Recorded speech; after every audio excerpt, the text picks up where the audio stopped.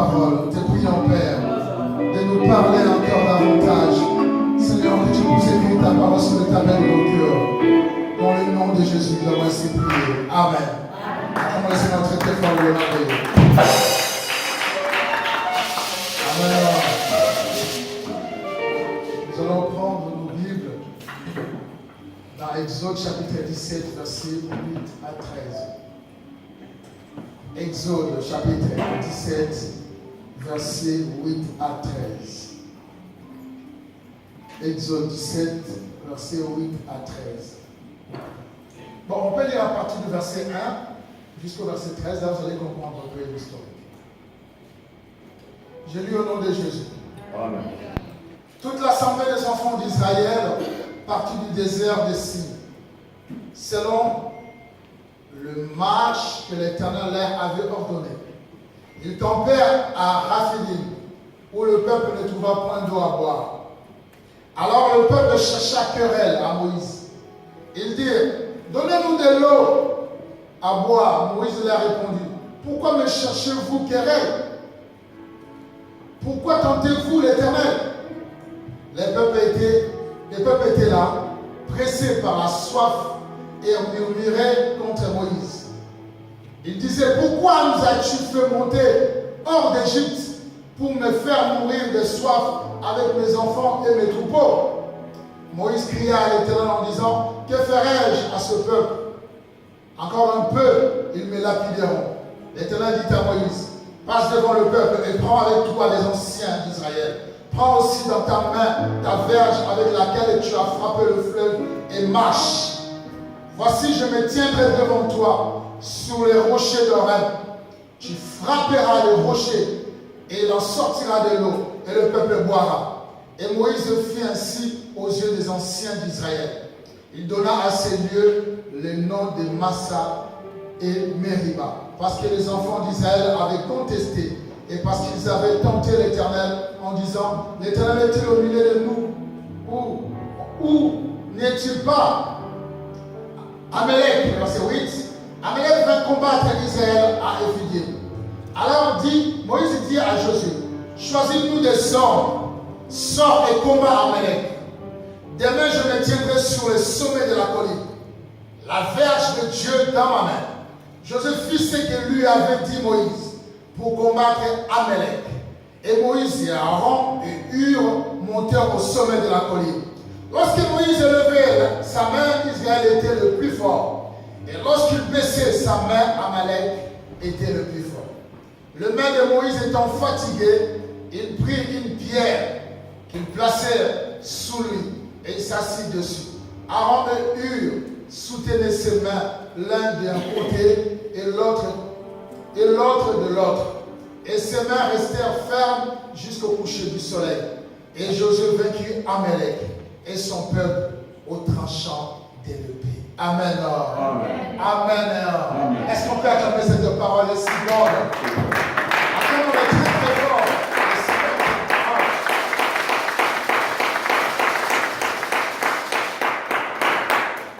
Que ferais-je? Voici la question qu'on se pose et qu'on se posera tout au long de cette année, jusqu'à la fin de cette année. Que ferais-je? Que dois-je faire?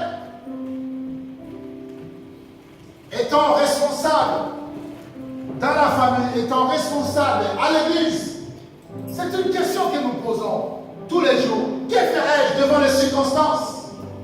Nous connaissons tous l'histoire. Dieu qui ordonna à Moïse de prendre son peuple et de l'amener à la terre promise. Bien-aimés les sœurs, quand Dieu a dit à Moïse, Moïse a obéi. Après l'obéissance, le combat est arrivé. Amen. Je tiens à dire à chacun de nous, après l'obéissance, le combat vient.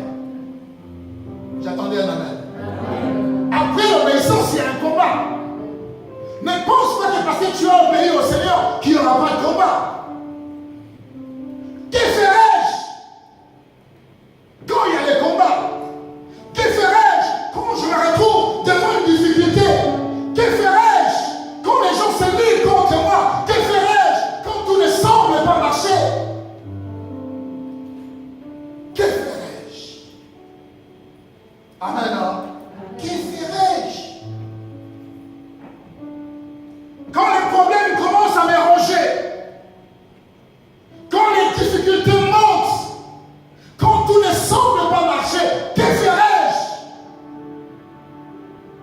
Amen.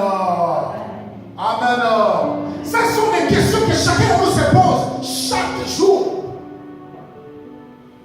Que ferais-je? Alors je tiens à te dire, à chaque fois que tu te poseras cette question, l'ennemi sera lancé pour répondre. Alléluia. L'ennemi sera lancé pour répondre.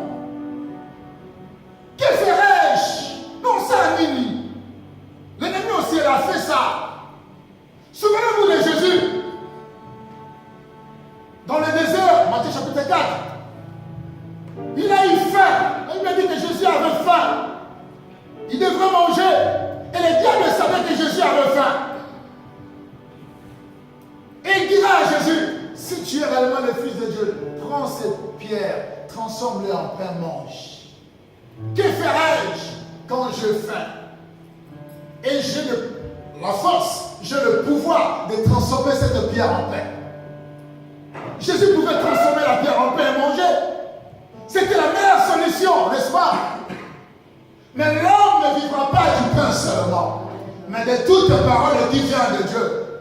Devant chaque question que nous devons nous poser, bien-aimé le Seigneur, mets dans ta tête, la réponse se trouve dans ton cœur. Car le Dieu qui a créé les cieux et la terre habite en toi. Et c'est lui qui nous met devant les épreuves. La Bible dit qu'aucune tentation n'est survenue qui peut être donné notre force. Dieu nous donnera toujours le moyen de la surmonter. Amen. Devant chaque interrogation, la réponse se trouve entre nos mains. Alléluia. Amen. Moïse pose la question, que ferai-je à ce peuple? Que ferai-je à ces problèmes? Encore peu de temps, ces peuples vont me lapider. Que ferai-je devant cet obstacle? Il n'y a pas d'eau, il n'y a rien dans le désert. Or, ce que je sais, c'est Dieu qui a ordonné à Moïse de sortir avec le peuple. Mais Moïse se trouve devant l'obstacle. Moïse se trouve devant un problème. Le murmure du peuple, parce que le peuple avait besoin de boire de l'eau. Et c'était un droit légitime. Tu ne peux pas nous amener dans le désert et nous laisser comme ça, assoiffés. Mais la pression était tellement haute. Amen. La pression était tellement forte. Et Moïse ne pouvait pas supporter. Écoutez ce que les gens ont dit dans Moïse. L'un des venait dire, écoutez Moïse, là-bas on était bien, mes enfants mangeaient aussi bien. On buvait aussi de l'eau. Vous comprenez? On buvait aussi de l'eau. Donc tu nous as amenés ici dans le désert pour nous tuer, moi et mes enfants, ainsi que mes troupeaux. Vous voyez comment la condamnation était si forte sur Moïse. Vous voyez comment le problème était si fort. En réalité, Moïse n'avait aucune solution. Alléluia. Alléluia. Moïse n'avait aucune solution. Il n'y avait pas de solution pour Moïse dans le désert. Où est-ce que je vais trouver de l'eau pour donner à ce peuple? Écoutez-moi. Moïse avait pour base la promesse de l'Éternel. C'est Dieu qui avait dit à Moïse de prendre ce peuple et de les amener hors du camp. Amen. Hein? C'est Dieu qui... Et Moïse fait recours à Dieu. Oh, je tiens à dire à quelqu'un, à chaque fois que tu te trouves devant l'interrogation, sache-le qu'il y a quelqu'un qui est la réponse. Amen. Et cette personne, c'est Jésus-Christ Nazareth. Les anciens ont posé des questions. Ce problème était tellement immense. Il n'y avait pas d'eau, le désert était immense. Il n'y avait même pas d'oasis pour trouver de l'eau. Mais Abraham s'est trouvé devant cette difficulté, devant cette interrogation. Dieu dit à Abraham, donne-moi ton fils Isaac. Abraham obéit. Oh, je répète encore. Après l'obéissance, il y a les combats. Abraham obéit. Abraham prend le fils. Il amène le fils pour le sacrifier. Que ferais-je si je sacrifie Isaac? C'est lui le fils de la promesse. C'est par lui que la promesse doit s'accomplir. Mais sur ta parole, Seigneur, comme tu m'as dit de sacrifier Isaac, je vais le sacrifier. L'obéissance d'Abraham a fait en sorte que le bélier vienne remplacer son fils. Bien-aimé, ton obéissance envers Dieu fera en sorte que le miracle puisse s'accomplir. Devant l'interrogation, il y a l'obéissance. L'obéissance, il y a les combats. Et les combats, il y a la victoire.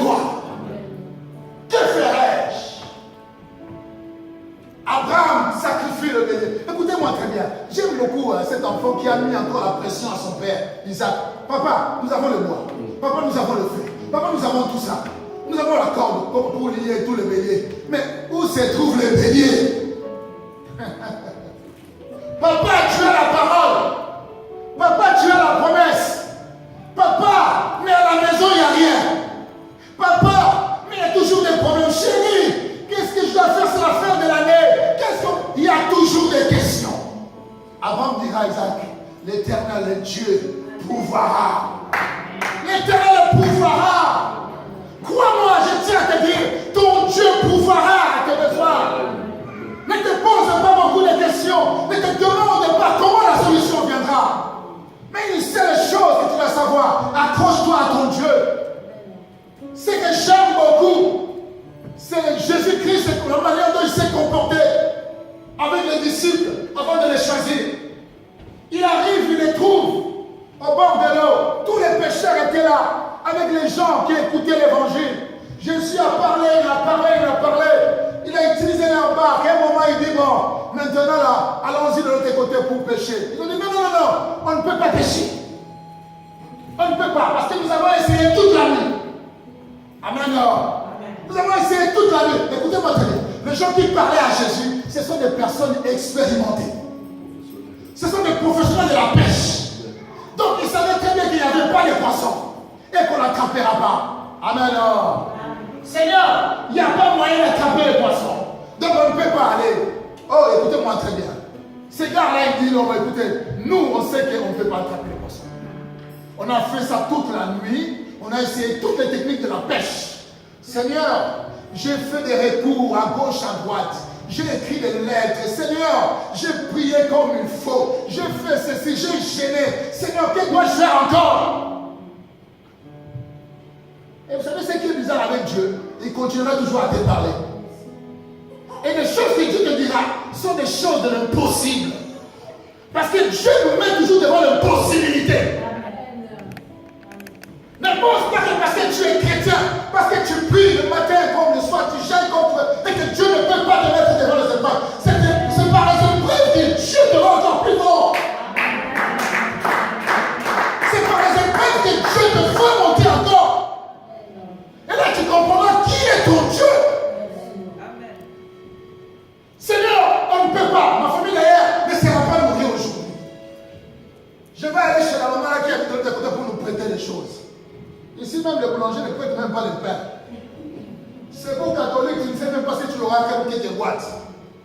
Seigneur, je n'ai pas de solution. Je ne peux pas construire les 2 bouts du mois.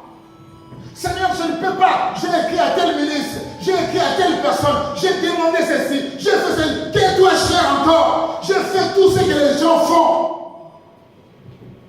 Il y a même les gars là qui m'ont dit qu'il faut faire tel courrier, il faut faire ça. Je fais tout. Seigneur, que dois-je faire pour conduire cette église? Que dois-je faire? Oui, Seigneur, j'ai trouvé toutes les techniques possibles pour m'accomplir. Enfin, je n'arrive pas. Jésus dit, allons là où vous trouvez que les choses sont impossibles. Allons-y là-bas. Mais j'ai aimé la réaction de Pierre. Seigneur, moi, je ne vais pas aller. Lui, il ne va pas aller. Nous tous, on ne va pas aller. Mais sur ta parole, nous allons partir. Donc si on échoue, c'est toi. Parce que nous-mêmes, on a déjà échoué. Mais toi, si tu échoues, les gens aussi vont se moquer de toi. Or, c'est que je sais, mon Dieu n'échoue jamais. Il n'échoue jamais. Devant les questions, sachez que ton Dieu n'échoue jamais. Devant n'importe quelle maladie, Dieu n'échoue jamais. Oh, écoutez-moi très bien. Devant même un homme pourri. Un homme qui sentait déjà, les organes étaient déjà pourris. Tout était pourri en lui. Alléluia. Il dit à sa sœur, allons-y. Mon ami dort. Il dit non. Je dis non, je suis la résurrection. Il dit non, oui, je sais que tu es la résurrection. Quand tu viendras, on sera ressuscité. Il dit non, non, non, allons-y. Écoutez, l'homme a sa manière de voir les choses. L'homme a sa manière de poser des questions à son créateur. L'homme a sa manière de concevoir le projet. Là, il a dit, les fils de l'homme ont tant de projets. Mais ce qui s'accomplit, c'est le destin de l'éternel. Que ferai-je? Allons-y.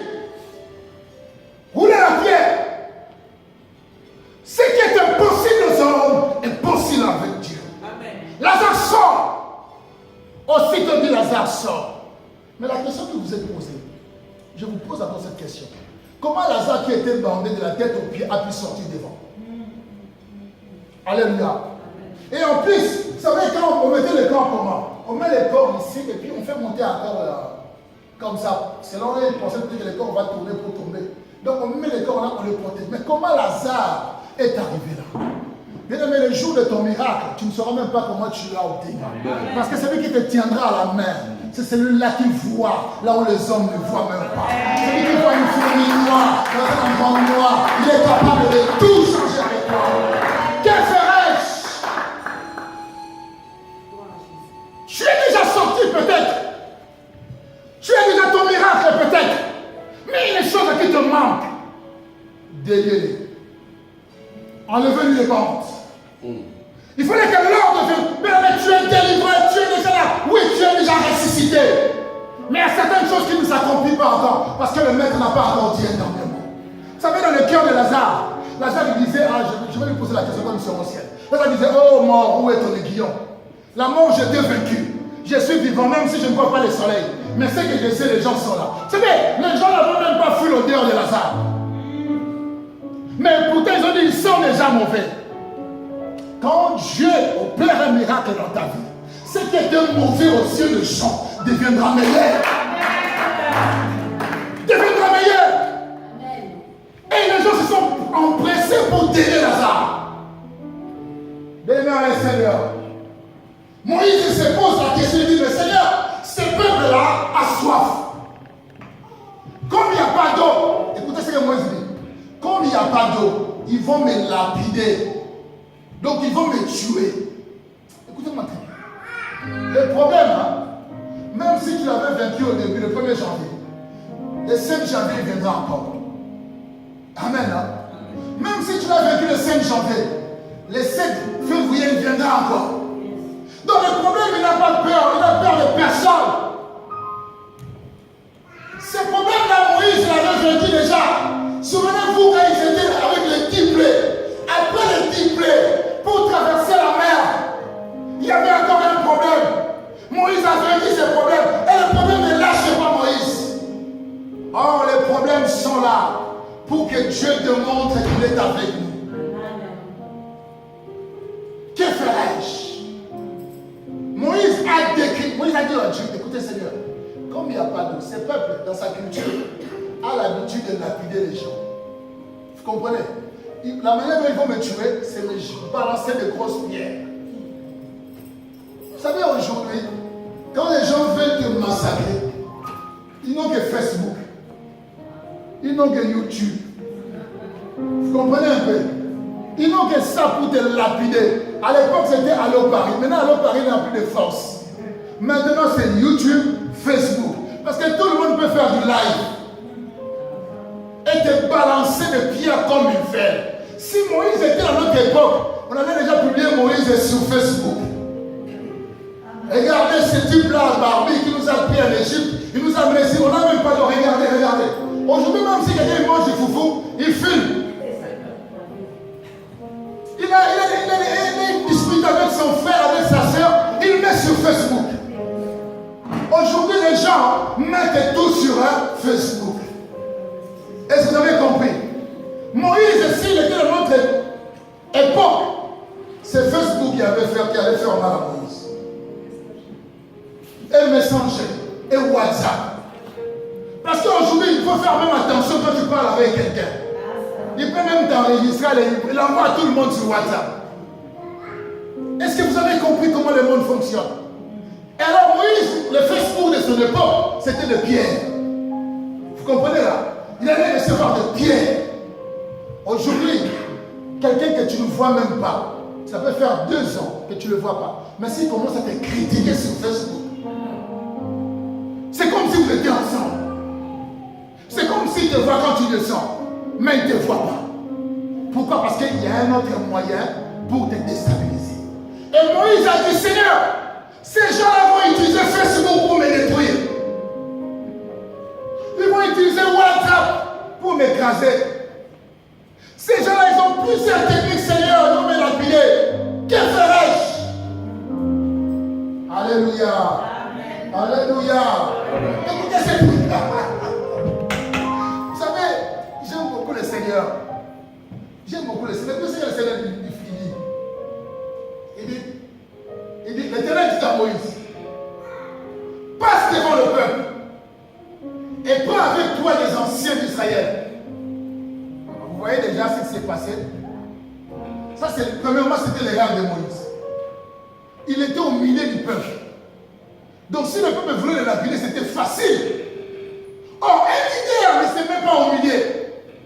Un leader est toujours devant. Amen. Hein? Il est toujours devant. Parce que quand il parle à ceux qui sont devant là, ceux qui sont avec lui vont rapporter à ceux qui sont derrière. Est-ce que vous comprenez un peu? Parce que c'est lui le leader qui voit tout.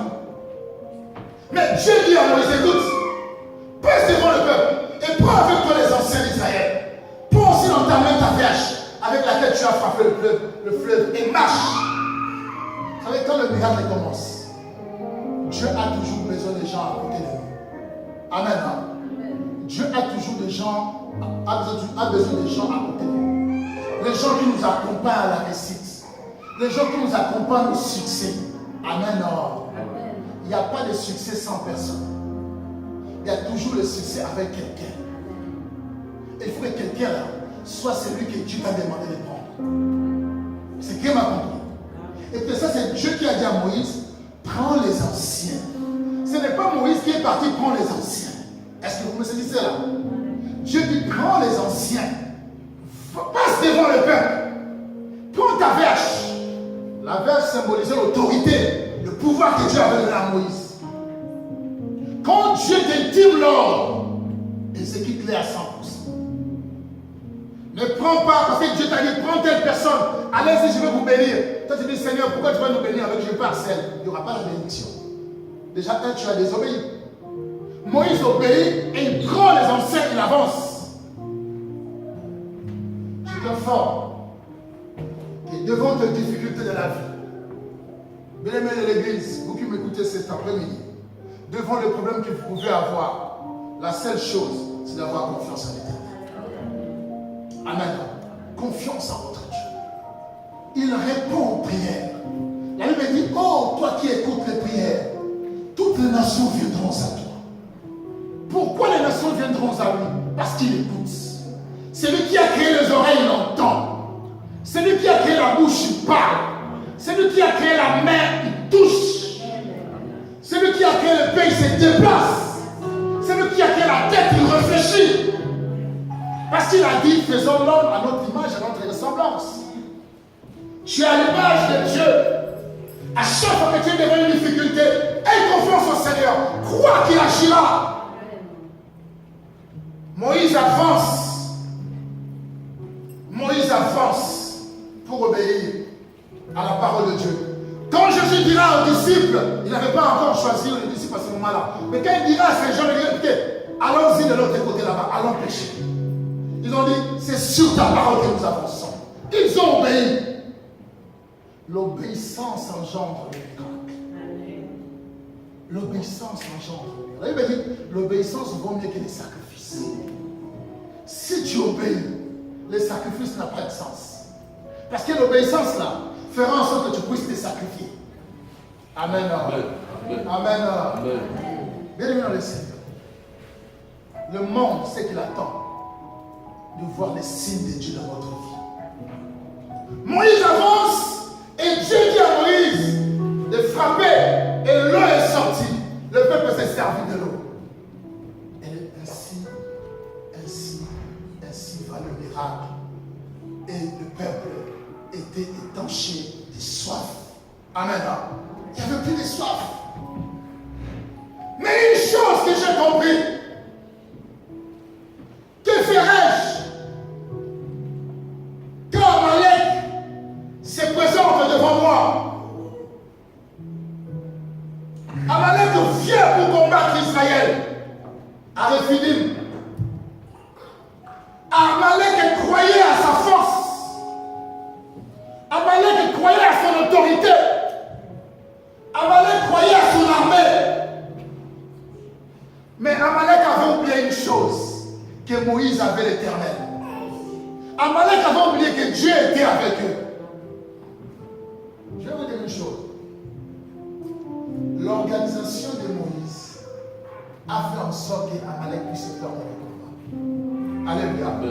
Je vais vous donner quelques principes d'un bon leader. Comment un leader peut vaincre les combats. Bien-aimé dans le Seigneur, Moïse avait une équipe qui était tellement soudée. Il avait choisi des hommes selon ce que Dieu avait mis dans son cœur. Quand vous avez une équipe, vous devez aussi avoir une même vision. Est-ce que vous comprenez? Dans la maison, quand vous êtes à deux, vous devez avoir une même vision. Là, il va dire, deux personnes ne peuvent pas marcher ensemble s'ils ne sont pas d'accord. Et quand vous êtes en accord à la maison, que ce soit dans le travail, partout, vous êtes à l'église, Dieu vous amènera toujours de victoire en victoire, de gloire en gloire. Moïse avait fait découvrir à Josué qu'il avait du potentiel dans le domaine de la guerre. Moïse savait que Josué était capable avec son épée de faire des prodiges. Que ferais-je, Seigneur, quand les ennemis viendront vers nous? Dieu a donné la sagesse à Moïse d'avoir une armée puissante. Et Josué était le chef de la guerre, le chef de cette armée. Bien-aimé dans le Seigneur, premier principe, nous devons avoir un bon leader. Amen. Un bon leader. Mais un leader n'est pas un Dieu parmi les hommes. Est-ce que vous comprenez? Un leader n'est pas un Dieu parmi les... Est-ce qu'il m'a compris? Un leader, c'est celui qui reçoit les révélations de la part de Dieu et il présente au peuple. Je tiens à vous dire, quand Dieu dit des choses à un leader, ceux qui sont avec lui le sauront aussi. Sans même que Dieu, sans même que le leader parle. Et Moïse, le rêve qu'il avait fait, il est resté au milieu du peuple. Il a attendu que le peuple puisse murmurer enfin d'agir. Que ferais-je? Dieu dit, sors, va devant. Prends les anciens, allez-y devant. C'est devant que vous allez faire. C'est devant que vous allez faire le miracle. Et le peuple acclamera.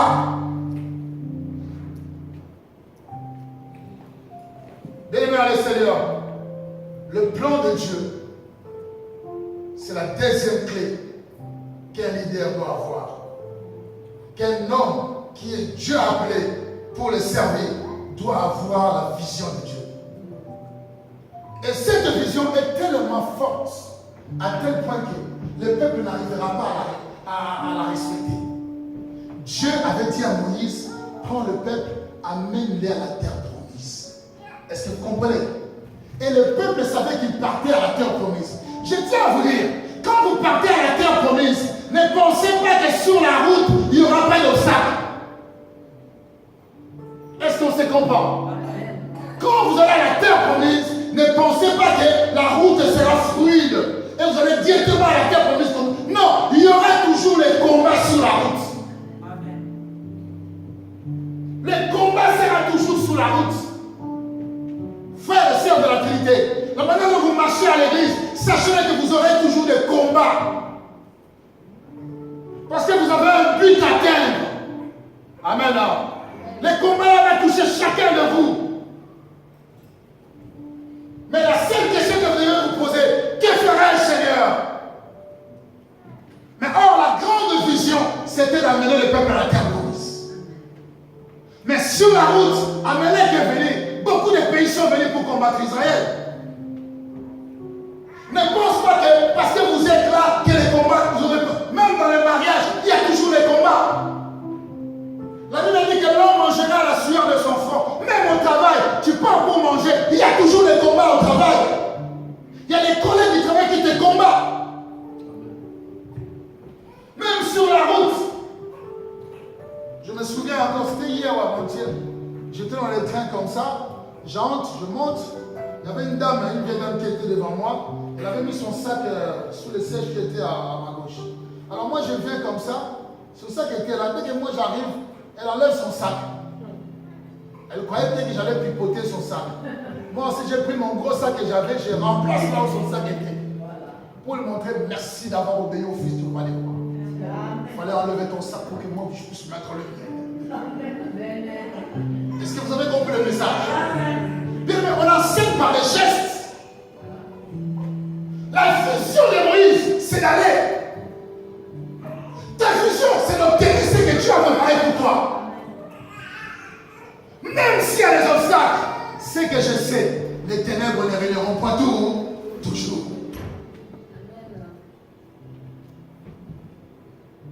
Une vision, c'est le plan de Dieu pour notre destinée. Elle nous aide à travailler dur. Elle nous protège aussi. La vision, ça vient, c'est un plan que Dieu nous donne. Mais la vision que Dieu t'a donnée, elle te protège. Pourquoi Dieu t'a placé en France? Pourquoi il ne t'a pas placé en Afghanistan ou en Irak? Pourquoi il t'a placé ici? Parce que ce Dieu-là a une vision avec toi. Tu portes la vision de Dieu. Tu portes cette vision. Ne néglige pas la vision que tu portes. Moïse n'a pas négligé la vision que Dieu avait pour Josué.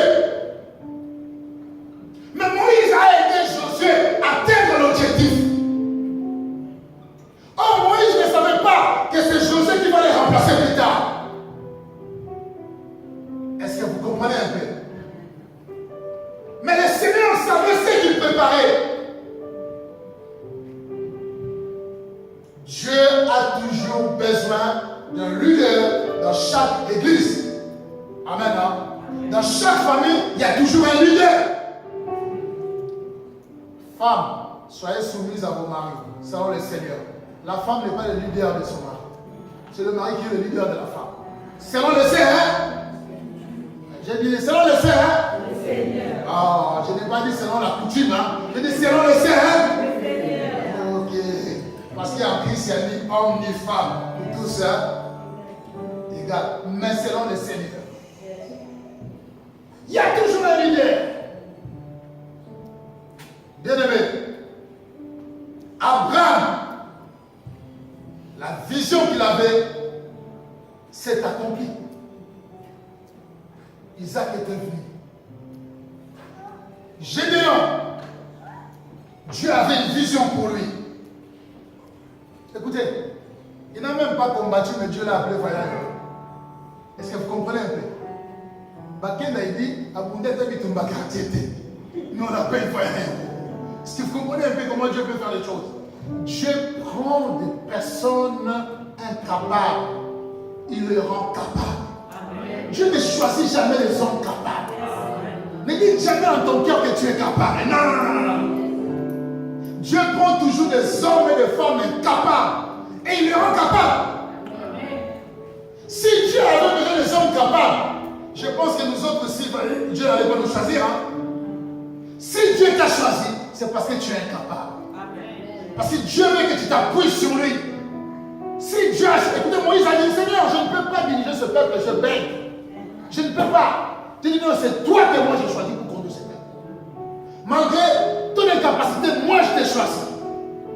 Dieu prend toujours les hommes incapables. Parce que vous savez, quand Dieu est en train de te forger, il te fait passer par des exercices terribles. Aucun problème que tu as vécu dans ta vie n'avait pas de but.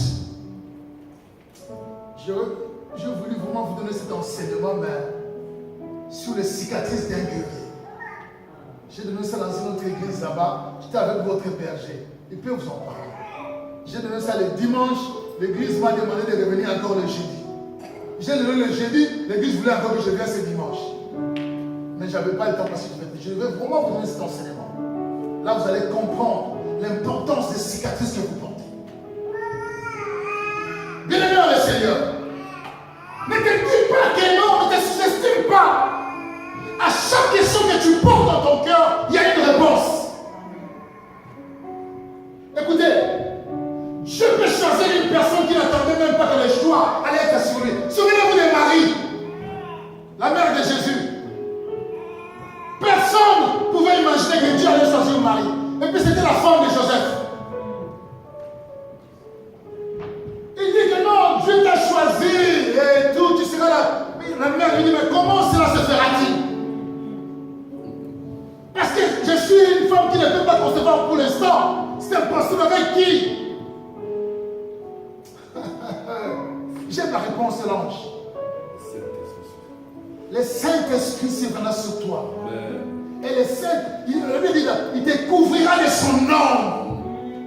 Et le Saint-Enfant, on parle de Saint-Enfant. Oh, je tiens à te dire, à chaque fois que tu poses des questions, à chaque fois que tu te demandes, Seigneur, comment je vais m'en sortir? Comment mon mari ne change pas? Comment mon fiancé ne change pas? Comment cette maladie persiste? Comment tel problème? Comment tel problème? Je tiens à te dire ceci. Le Saint-Esprit te couvrira de son nom. Et la guérison sortira de toi. La solution viendra de toi. Évidemment, très bien. La Bible ne dit pas que la solution viendra de gauche, viendra de droite. Dans l'avenir, sortira de toi. Je voulais te dire, toi qui m'écoutes, toi qui me suis, ta guérison se trouve pas en dehors de toi, se trouve en toi. Mais la seule chose que tu peux faire, c'est de laisser le Saint-Esprit te couvrir de son nom. Donne le temps à l'Esprit de Dieu pour rendre ta parole réelle. Sur ta parole, Seigneur, nous allons jeter le filet. Et cette parole est oui, amen. Quand ils ont jeté le filet sur cette parole, les poissons sont venus sur la parole. Le miracle vient toujours sur la parole. Le miracle ne viendra pas en dehors de toi. Le miracle est en toi. Je me rappelle quelqu'un dit après moi, le miracle est en moi. Encore plus fort, le miracle est en moi. Le Saint-Esprit te couvrira de son nom. Et le Saint-Enfant qui est au cœur de toi, on l'appellera Père éternel, tel quel. Oh, ton miracle. Les gens diront, vous savez, quand le serpent de Moïse a volé le serpent de Pharaon, même les magiciens de Pharaon, ils ont dit, ah non, ça c'est le doigt de Dieu. Ça c'est le doigt de Dieu. Parce que c'est impossible que le serpent là puisse avaler les autres. Ça c'est le doigt de Dieu. Quand Dieu opérera le miracle en toi, les gens diront, Dieu l'a visité. Écoutez ce que l'ange dit, on t'appellera bienheureuse. Bienheureuse, pourquoi? Parce que le miracle est venu de toi. Je tiens à dire à un leader, je tiens à dire à quelqu'un qu'on t'appellera bienheureux. Parce que ton Dieu est celui qui veut t'enlever et te donner aussi les honneurs.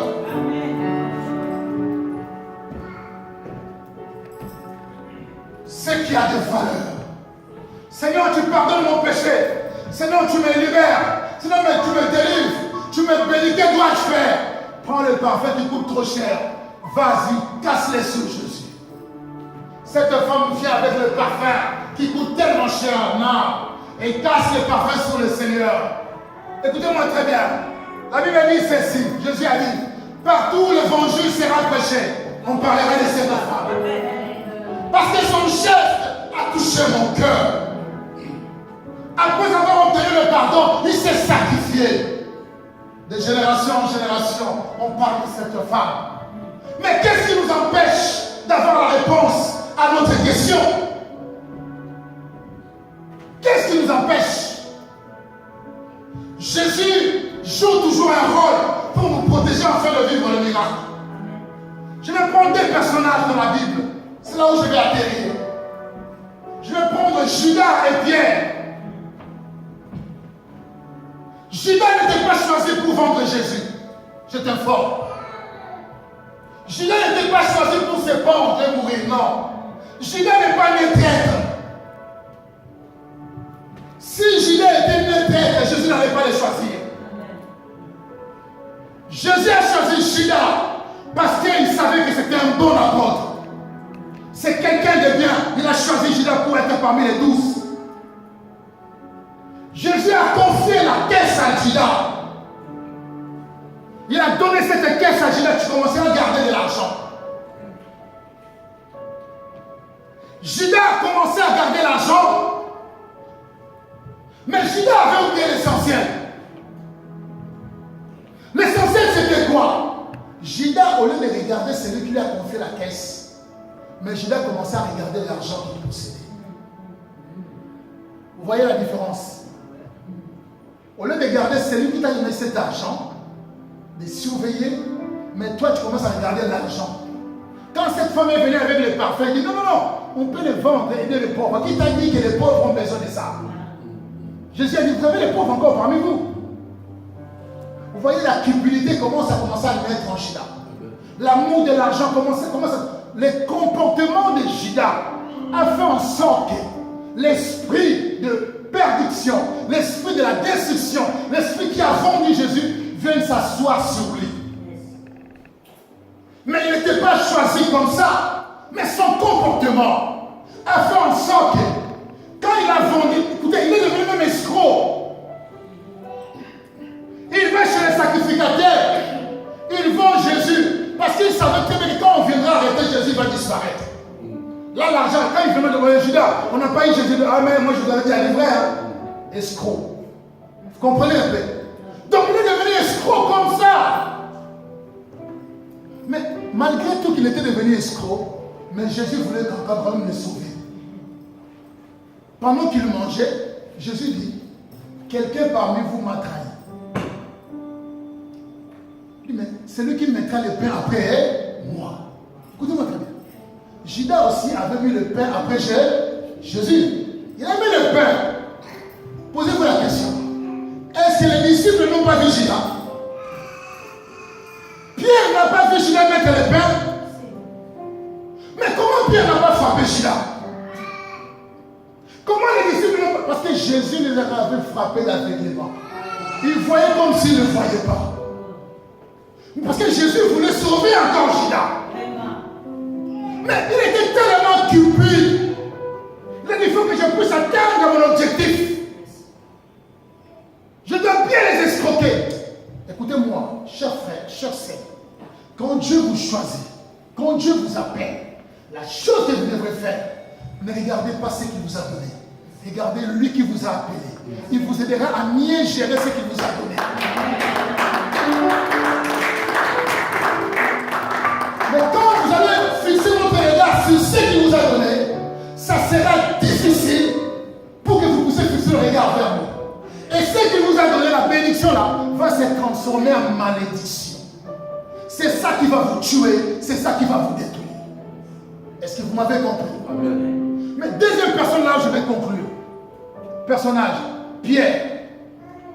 Pierre dit à Jésus, Seigneur, je ne te trahirai jamais au Seigneur. Je mourrai avec toi. Est-ce qu'il mentait? Non. Il disait la vérité. Vous comprenez? Jésus dit, mais avant que les coqs chantent là, tu vas me régner. Il dit, non, ce n'est pas moi. Moi, je serai avec toi. Et il a fait preuve de ça.